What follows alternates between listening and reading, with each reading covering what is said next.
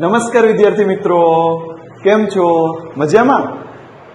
ચાલો આજે આપણે ધોરણ 6 માં લેક્ચર નંબર 11 જોવાનો છે, જેમાં આજે આપણે ભણવાનું છે સ્વાધ્યાય 5.8, જેમાં એક સરસ મજાનો ટોપિક આપણી પાસે છે બહુકોણ. એટલે કે જે આકૃતિઓમાં ઝાઝા બધા ખૂણાઓ બનતા હોય, ઝાઝી બધી બાજુઓ આવતી હોય તેવી બંધ આકૃતિને બહુકોણ કહેવાય. બહુ એટલે ઝાઝા, કોણ એટલે ખૂણાઓ. જે આકૃતિઓમાં ઝાઝા બધા ખૂણાઓ હોય, ઝાઝી બધી બાજુઓ હોય અને એ આકૃતિ બંધ હોય તેને બહુકોણ કહેવાય. અને ખાસ યાદ રાખજો, બાજુઓ જે છે એ હકીકતમાં શું હોય તો કે એક રેખાખંડ હોય, એટલે કે ઝાઝા બધા રેખાખંડો વડે બનતી બંધ આકૃતિને બહુકોણ કહેવાય. 3 બાજુવાળો બહુકોણ જોવો હોય તો ત્રિકોણ, જેમાં 3 બાજુ હોય, 3 ખૂણા હોય અને બંધ આકૃતિ હોય તો એને ત્રિકોણ કહેવાય.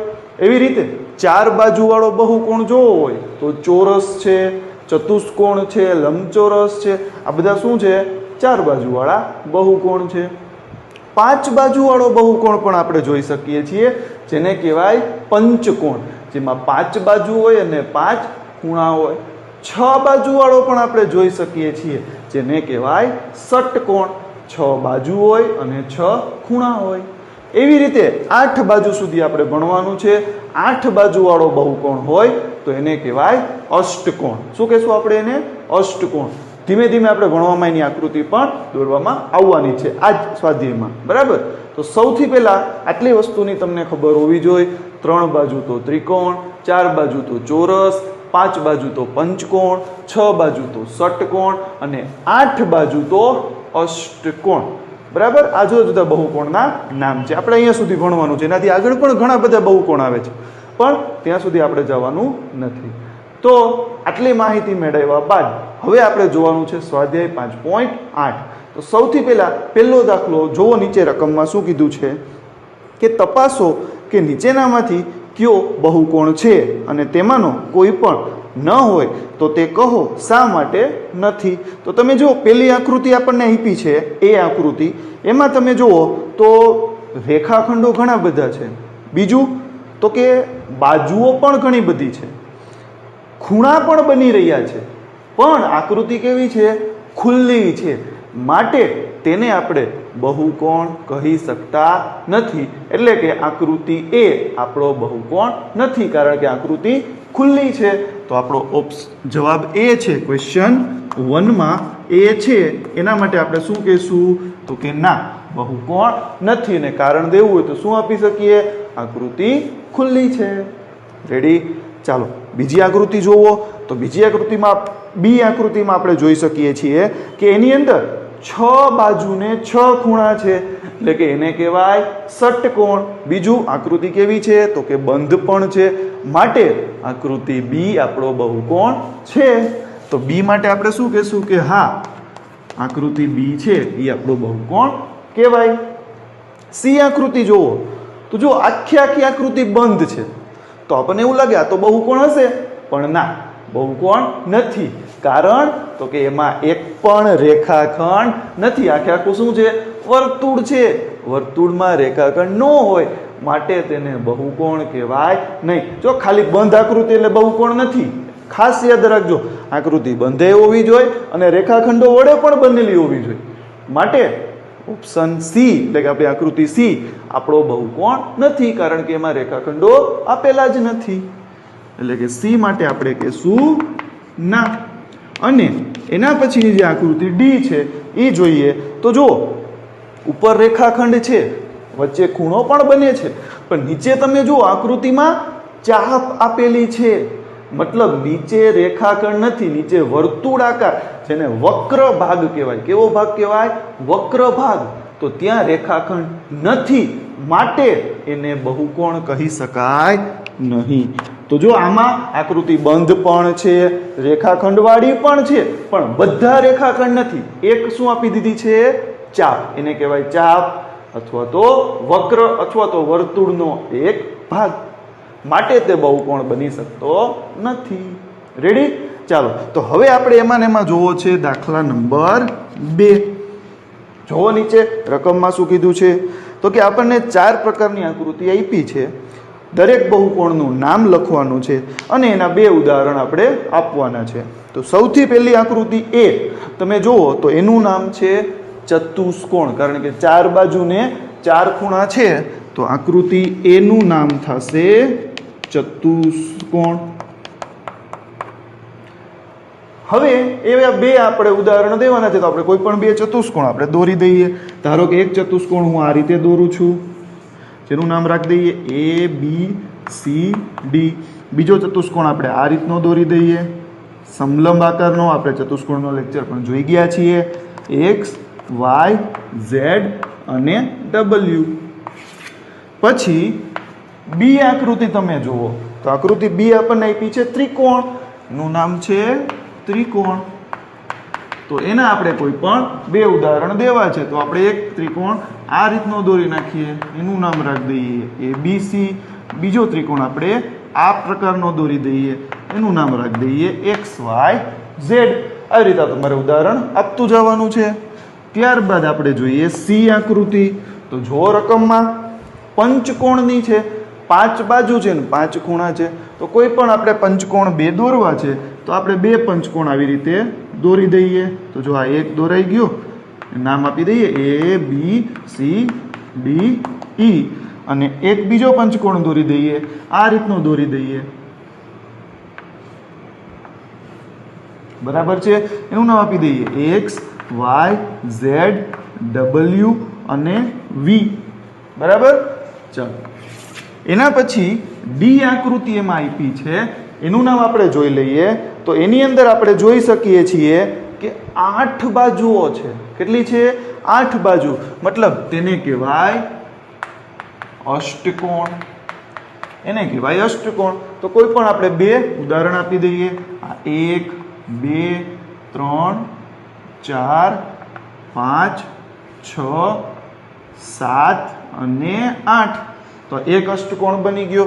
નામ આપી દઈએ ABCDEFGH, બરાબર. બીજો એક અષ્ટકોણ દોરી નાખીએ, એ આ પ્રકારનો દોરીએ 1 2 3 4 5 6 7 અને 8.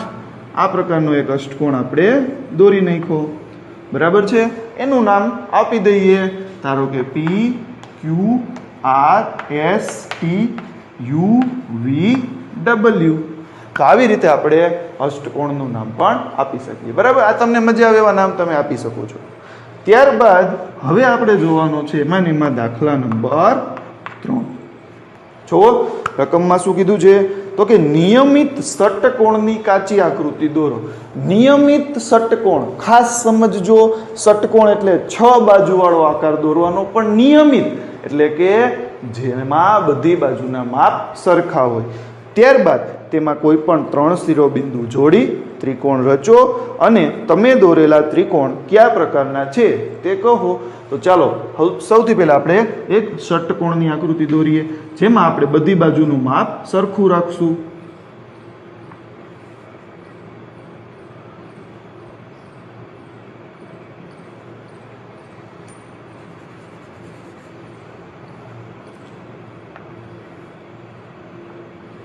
તો આ પ્રકારનો આપણો નિયમિત ષટકોણ કંઈક જોવા મળે, બરાબર. જેનું નામ આપણે આપી દઈએ ABCDE અને F. ચાલો હવે એના કોઈ પણ 3 શિરોબિંદુને જોડી દઈએ. ધારો કે આપણે જોડીએ A ને, E ને અને C. ચાલો આ 1 2 અને 3. એમાં આપણને એક ત્રિકોણ જોવા મળ્યો છે. હવે ખાસ યાદ રાખજો કે નિયમિત છે, બધી બાજુના માપ સરખા છે, માટે અંદર જે ત્રિકોણ બનશે એ બનશે સમબાજુ ત્રિકોણ. કારણ કે ત્રિકોણની બાજુઓના માપ પણ કેવા રહેશે? સરખા. કારણ કે મેઇન બાજુઓ બધી કેવી છે? સરખી છે. કારણ કે નામ શું છે? નિયમિત ષટકોણ. નિયમિત એટલે સરખો, જેના માપ સરખા હોય તેવો ષટકોણ. એટલે કે બહારની બાજુ સરખી છે, માટે અંદરના જે વિકર્ણ છે એના માપ પણ કેવા થાય? સમ એટલે કે સરખા થાય. માટે જે ત્રિકોણ બનશે એ કેવો બનશે? સમબાજુ ત્રિકોણ. રેડી? ચાલો એનાથી આગળ આપણે જોઈએ દાખલા નંબર 4. નિયમિત અષ્ટકોણની કાચી આકૃતિ દોરો. તમે ઈચ્છો તો ચોરસ પેપરનો ઉપયોગ પણ કરી શકો છો. અષ્ટકોણના બરાબર 4 શિરોબિંદુઓને જોડી લંબચોરસ બનાવો. ચાલો, નિયમિત અષ્ટકોણ બધી બાજુ સરખી હોય તેવો 8 બાજુવાળો એક આકાર આપણે બનાવવાનો છે. ચાલો આપણે બનાવીએ. Question number 4. એક બાજુ આમ લઈ લઈએ, આ 2, આ 3, આ 4, આ 5, આ 6, આ 7 અને અહીંયા આપણે દોરી નાખીએ 8. તો આ પ્રકારનો આપણો એક નિયમિત અષ્ટકોણ બની ગયો, જેનું નામ આપી દઈએ A B C D E F G H. તો આ બની ગયો આપણો અષ્ટકોણ. હવે એમ કીધું છે કે એક નિયમિત અષ્ટકોણ દોરી તેમાંથી એક લંબચોરસ બનાવો. તો જો આપણે બનાવી દઈએ, આપણે ત્રુટક લાઈન વડે એક લંબચોરસ બનાવીએ.